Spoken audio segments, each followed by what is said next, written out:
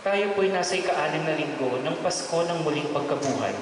Ang mamumuno sa ating banal na pagdiriwang ay ang ating Kura Paroko, Reverend Father Benny Tuaso. Buong galak na ilahad upang marinig ng lahat ang ginawang pagliligtas ng Panginoong malakas. Haleluya ang ihayag.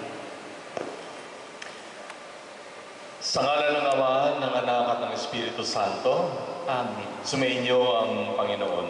At sumainyo rin. Pagkatapos ng kanyang pagkamatay at muling pagkabuhay, si Jesus ay babalik sa piling ng kanyang Ama. Susugo niya ang Espiritu Santo na kikilos sa kanyang pangalan. Sa pamamagitan ng Espiritu Santo, may pagpapatuloy ang misyon ni Jesus. Ang Espiritu Santo rin ay kaloob sa atin bilang kaagapay, kagalakan at lakas. Sa ating pagdiriwang ng misa, kapiling natin ang Espiritu Santo. Buksan nawa natin ang ating mga kalooban para siya ay patuloyin. Tayo tumahimik sandali at pagsisihan ng ating mga kasalanan bilang paghahanda sa ating pagdiriwang. Inaamin ko sa makapangyarihang Diyos at sa inyo mga kapatid, na lubha ako nagkasala sa isip, sa salita at sa gawa, at sa aking pagkukulang. Kaya isinasamo ko sa mahal na Birheng Maria, sa lahat ng mga anghel at mga banal, at sa inyo mga kapatid, na ako'y panalangin sa Panginoong ating Diyos. Kawaan tayo ng makapangyarihang Diyos, patawarin sa ating mga kasalanan, at patnubayan sa buhay na walang hanggan. Amen. Panginoon, kaawaan mo kami. Panginoon, kaawaan mo kami. Kristo, kaawaan mo kami. Kristo, kaawaan mo kami. Panginoon, kaawaan mo kami. Panginoon, kaawaan mo kami. Papuri sa Diyos sa kaitaasan at sa lupa ay kapayapaan sa mga taong kinalulugdan niya. Pinupuri ka namin, dinarangal ka namin, sinasamba ka namin, ipinagbubunyi ka namin, pinasasalamatan ka namin dahil sa dakila mong angking kapurihan. Panginoong Diyos, Hari ng langit, Diyos amang makapangyarihan sa lahat, Panginoong Jesucristo, bugtong na anak, Panginoong Diyos, Kordero ng Diyos, Anak ng Ama. Ikaw na nag-aalis ng mga kasalanan ng sanlibutan, maawa ka sa amin. Ikaw na nag-aalis ng mga kasalanan ng sanlibutan, tanggapin mo ang aming kahilingan. Ikaw na naluluklok sa kanan ng Ama, maawa ka sa amin, sapagkat ikaw lamang ang banal, ikaw lamang ang Panginoon, ikaw lamang o Jesucristo ang kataas-taasan, kasama ng Espiritu Santo, sa kadakilaan ng Diyos Ama. Amen. Manalangin tayo. Ama naming makapangyarihan, gawin mong sa masasayang araw na ito ng aming pagdiriwang sa pagkabuhay ni Kristo, kami ay makaganap ng pagdiriwang na wagas upang ang aming ginugunita ay lagi naming matupad sa gawa sa pamamagitan ni Jesucristo kasama ng Espiritu Santo magpasawalang hanggan. Amen.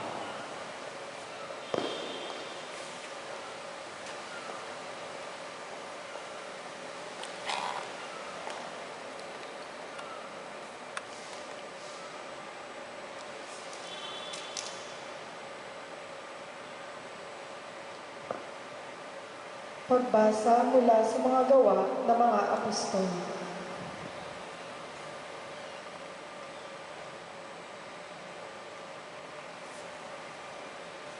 Noong mga araw na iyon, nagpunta si Felipe sa isang lungsod ng Samaria at ipinangaral doon ang Mesiyas.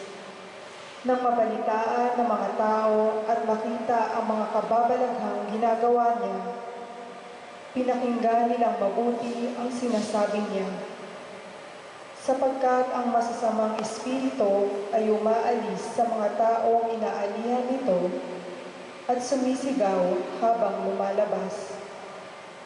Maraming lumpo at mga pilay ang napagaling, kaya nagkaroon ng malaking kagalakan sa lungsod na iyon. Nang mabalitaan ng mga apostol na nasa Jerusalem, na tinanggap ng mga Samaritano ang salita ng Diyos, sinugo nila roon sina Pedro at Juan.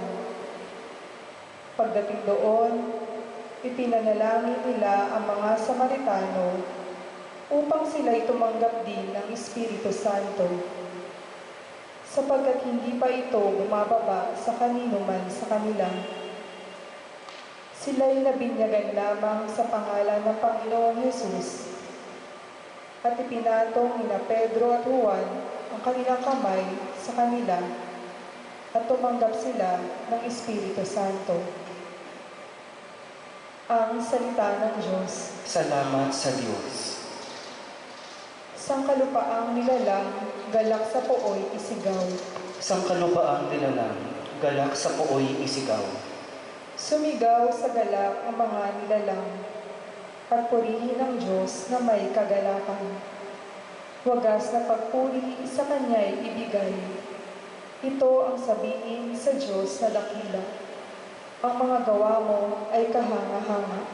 Sangkalupaang nilalang, galak sa pooy isigaw. Ang lahat sa lupa, ika'y sinasamba. Awit ng papuri, yaong kinakanta. Ang iyong pangalay, pinupuri nila. Ang ginawa ng Diyos, lapit at pagmasdan. Ang kahangahangang ginawa sa tanan. Sangkalupaang nilalang, galak sa pooy isigaw. Naging tuyong lupa kahit yaong tubig. At ang muno natin ay doon tumawid. Kaya naman tayo'y nagalak ng labis. Siya'y nagaharing may lakas ang bisig. Sangkalupaang nilalang, galak sa pooy isigaw. Lapit at makinig ang nagpaparangal sa Diyos, at sa inyo'y aking isasaysay ang kanyang ginawang mga kabutihan. Purihin ang Diyos, siya'y papurihan. Yamang ang daing ko'y kanyang pinakinggan, at ang pag-ibig niya ay aking kinamtan. Sangkalupaang nilalang, galak sa pooy isigaw. Pagbasa mula sa unang sulat ni Apostol San Pedro. Mga pinakamamahal, idambanan ninyo sa inyong puso si Kristong Panginoon. Humanda kayong lagi na magpaliwanag sa sino mang magtatanong sa inyo tungkol sa inyong pag-asa. Ngunit maging mahinahon at mapitagan kayo sa inyong pagpapaliwanag. Panatilihin ninyong malinis ang inyong budhi upang mapahiya ang mga umaalipusta at tumutuya sa inyong magandang asal bilang mga lingkod ni Kristo. Higit na mainam ang kayo'y magdusa dahil sa paggawa ng mabuti, sakali mang loobin ito ng Diyos, kaysa magdusa kayo dahil sa paggawa ng masama. Sapagkat si Kristo'y namatay para sa inyo. Namatay siya dahil sa kasalanan ng lahat, ang walang kasalanan para sa mga makasalanan, upang iharap kayo sa Diyos. Siya'y namatay ayon sa laman at muling binuhay ayon sa Espiritu. Ang salita ng Diyos. Salamat sa Diyos. Ating bigyang galang ang mabuting balita. Haleluya, haleluya. Ang sa'kin nagmamahal, tutupad sa aking aral, ama't ako'y nananahan. Haleluya, haleluya. Sumainyo ang Panginoon, At sumainyo rin. ang mabuting balita ayon kay San Juan. Papuri sa iyo, Panginoon. Noong panahong iyon, sinabi ni Jesus sa kanyang mga alagad, "Kung iniibig ninyo ako, tutuparin ninyo ang aking mga utos. Dadalangin ako sa Ama, at kayo ay bibigyan niya ng isa pang patnubay na magiging kasama ninyo magpakailanman. Ito ay ang Espiritu ng katotohanan na hindi matanggap ng sanlibutan sapagkat hindi siya nakikita ni nakikilala ng sanlibutan. Ngunit nakikilala ninyo siya sapagkat siya ay sumasa inyo at nananahan sa inyo. Hindi ko kayo iiwang nangungulila. Babalik ako sa inyo. Kaunting panahon na lamang at hindi na ako makikita ng sanlibutan. Ngunit ako ay makikita ninyo, sapagkat mabubuhay ako at mabubuhay din kayo. Malalaman ninyo sa araw na iyon na ako ay sumasa Ama, kayo ay sumasa akin, at ako ay sumasa inyo. Ang tumatanggap sa mga utos ko at tumutupad nito, ang siyang umiibig sa akin. Ang umiibig sa akin ay iibigin ng aking Ama. Iibigin ko rin siya, at ako ay lubusang magpapakilala sa Kanya. Mga kapatid, ang mabuting balita ng Panginoon.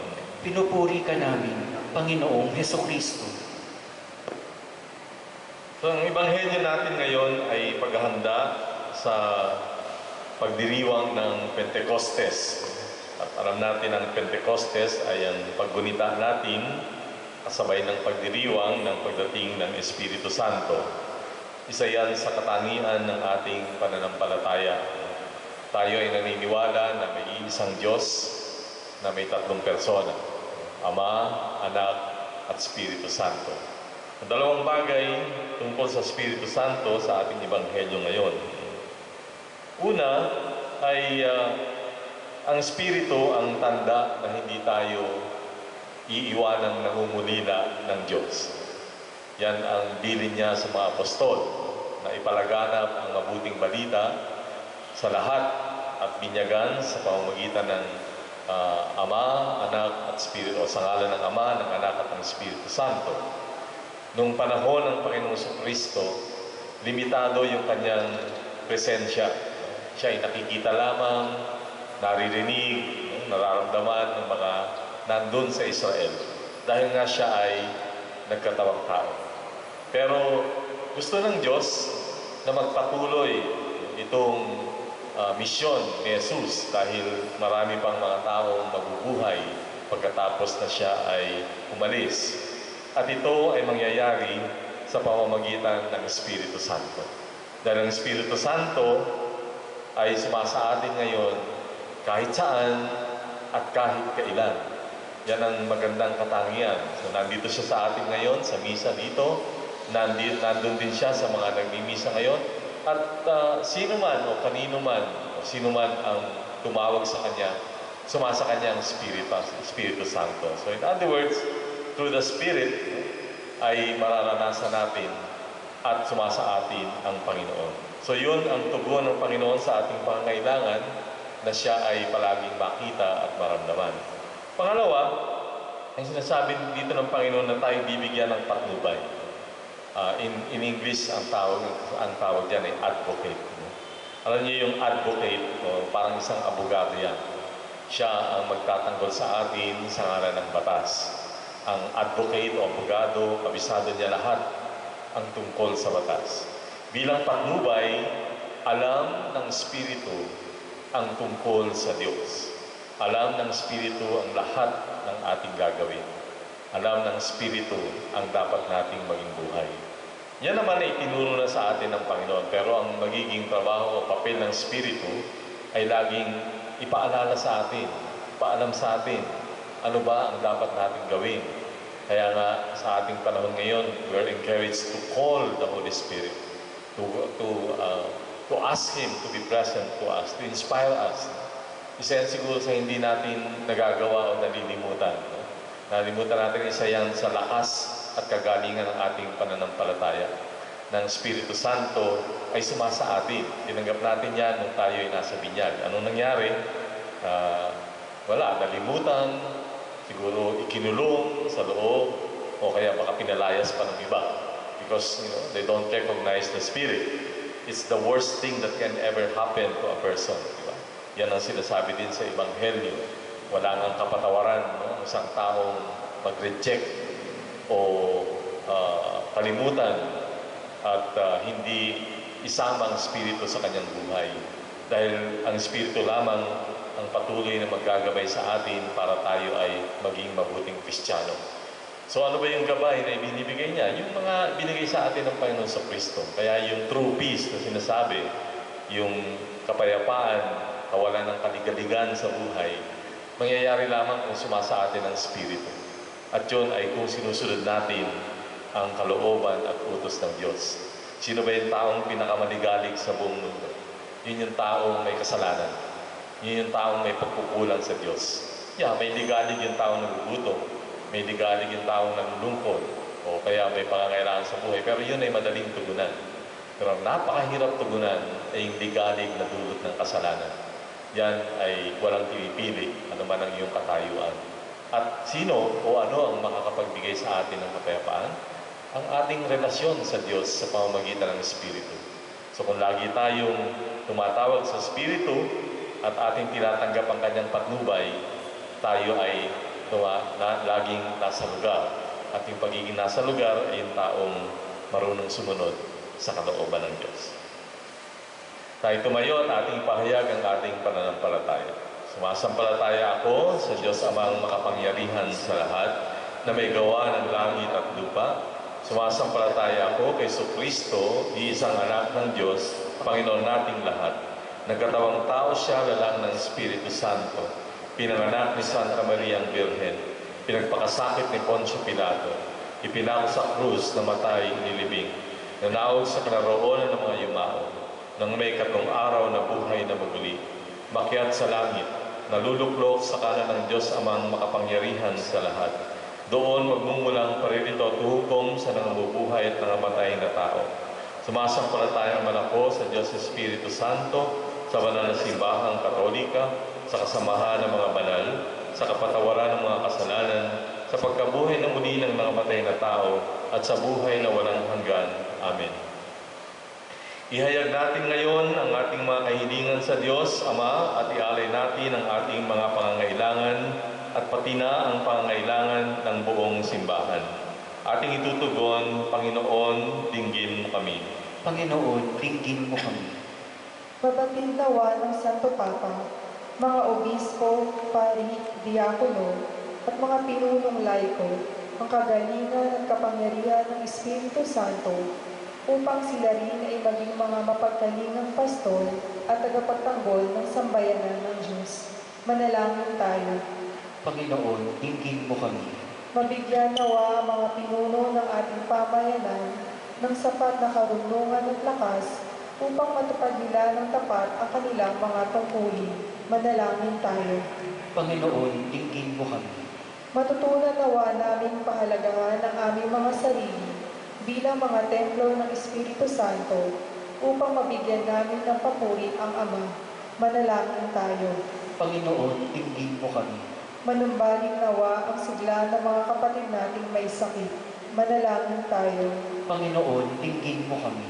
Makapiling nawa ni Kristong muling nabuhay ang mga kapatid nating yumao. Manalangin tayo. Panginoon, dinggin mo kami.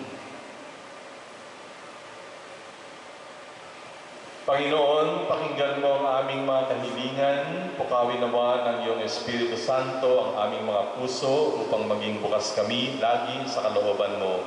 Hinihiling namin ito sa pamamagitan ni Jesucristo ang aming Panginoon. Amen.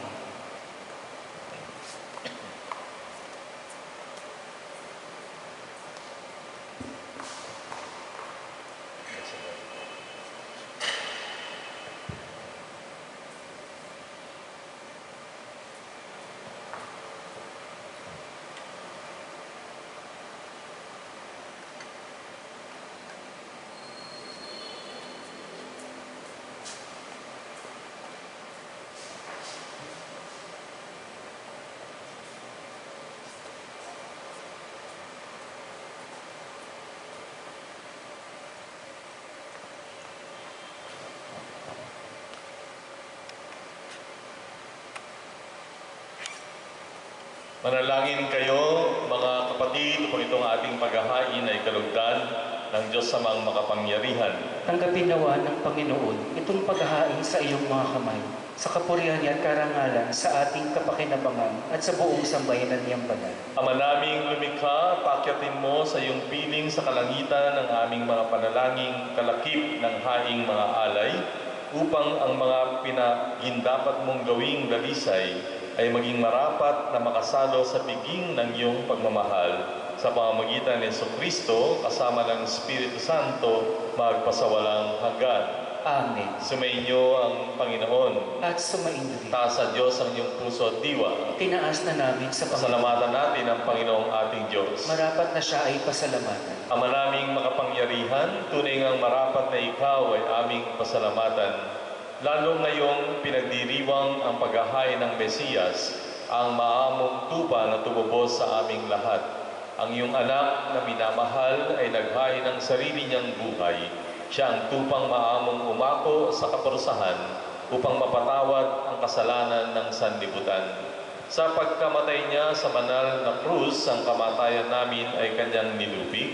Sa pagkabuhay niya bilang manunubos, pag-asa at pagkabuhay ay aming nakamit. Kaya kaisa ng mga anghel na nagsisiawit ng papuri sa iyo ng walang humpay sa kalangitan, kami nagbubunyi sa iyong kadakilaan. Santo, Santo, Santo, Panginoong Diyos sa mga hukbo, napupuno ang langit at lupa ng katakilaan mo, Hosana sa kaitaasan. Pinagpalang na paririto sa ngalan ng Panginoon, Hosana sa kaitaasan. Ama naming banal, ikaw ang bukal ng tanang kabanalan, kaya't sa pamamagitan ng iyong Espiritu, gawin mong banal ang mga kaloob na ito upang para sa amin ay maging katawan at dugo ng aming Panginoong Hesukristo. Bago niya pinagtiisang kusang loob na maging handog, hinawakan niya ang tinapay, pinasalamatan kanya, pinaghati-hati niya iyon, niabot sa kanyang mga alagad at sinabi, "Tanggapin ninyong lahat ito at kanin, ito ang aking katawan na ihahandog para sa inyo."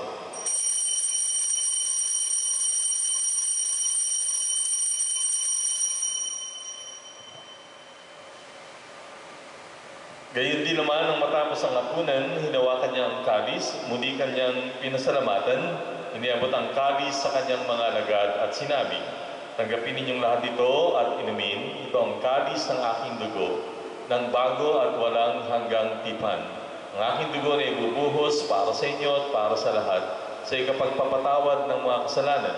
Gawin ninyo ito sa pag-alaala sa akin."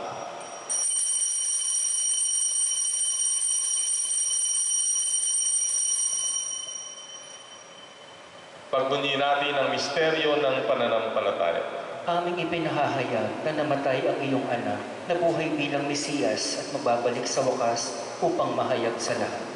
Ama, ginagawa namin ngayon ang pag-alaala sa pagkamatay at muling pagkabuhay ng iyong anak.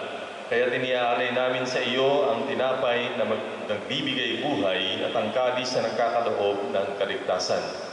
Kami nagpapasalamat dahil kami ay iyong minarapat na tumayo sa harap mo para maglingkod sa iyo.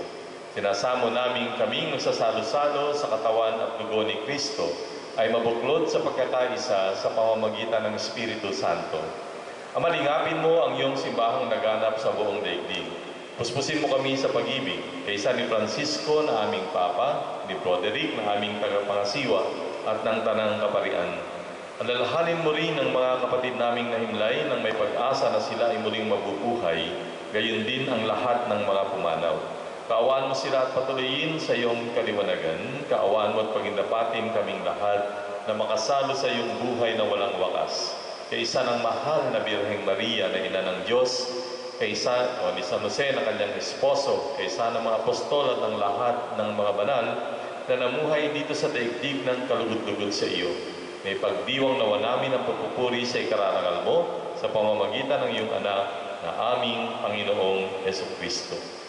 Sa pamamagitan ni Kristo, kasama niya at sa Kanya, ang lahat ng parangal at papuri ay sa iyo, Diyos amang makapangyarihan, kasama ng Espiritu Santo, magpasawalang hanggan. Amen. Sa tagubilin ng mga nakagagaling na utos at turo ni Jesus na Panginoon natin at Diyos, pahayag natin ng lakas loob.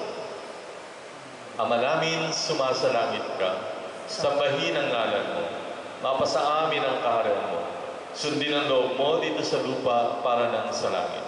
Bigyan mo kami ngayon ng aming kakanin sa araw-araw. Patawarin mo kami sa aming mga sala, para ng pagpapatawad namin sa nagkakasala sa amin.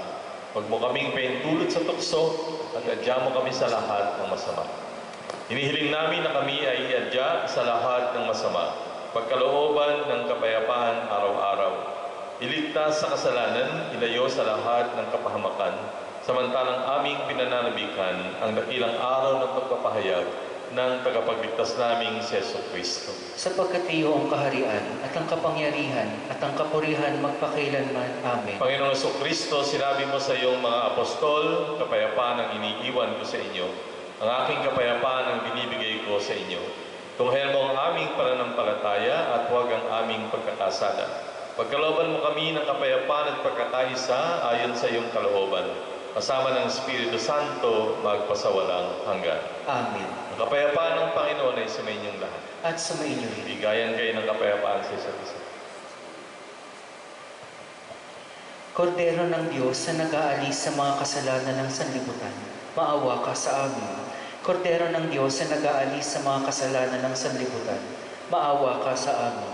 Kordero ng Diyos na nag-aalis sa mga kasalanan ng sanlibutan, ipagkaloob mo sa amin ang kapayapaan.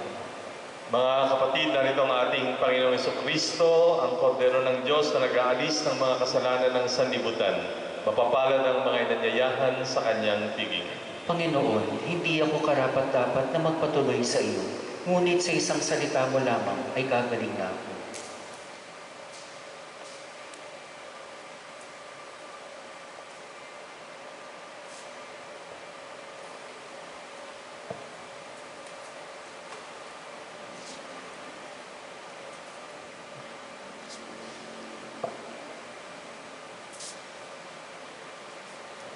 Antipona sa komunyon. Kung ako ay mamahalin, mga utos ko'y tutok din, at sa inyo'y susubuin, patnubay sa inyong piling, Alleluia ay awitin.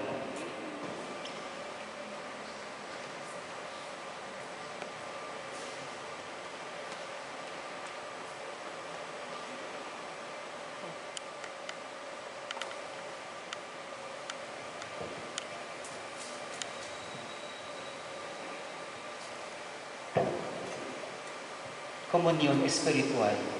Aking Jesus, nananalig akong ikaw ay nananahan sa pinakabanal na sakramento. Mahal kita ng higit sa lahat ng bagay at nais kong tanggapin ka sa aking kaluluwa. Subalit sandaling ito, ikaw ay hindi ko matatanggap sa banal na komunyon. Naway tanggapin kita ng espiritual sa aking pagnanais na ito at pumasok sa aking puso. Niyayakap kita na parang naririto ka sa akin at pinagkakaisa ko ang sarili sa iyo. Huwag hayaang mawalay ako sa iyo. Amen.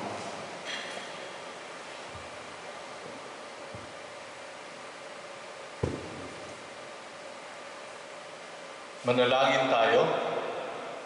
Ama naming mapagmahal, kaming pinapagsalo mo sa pagkabuhay ng iyong anak, ay papakinabangin mong lagi sa kanyang lakas bilang bungang masagana ng dulot mong pagliligtas. Sa pamamagitan niya, kasama ng Espiritu Santo, magpasawalang hanggan.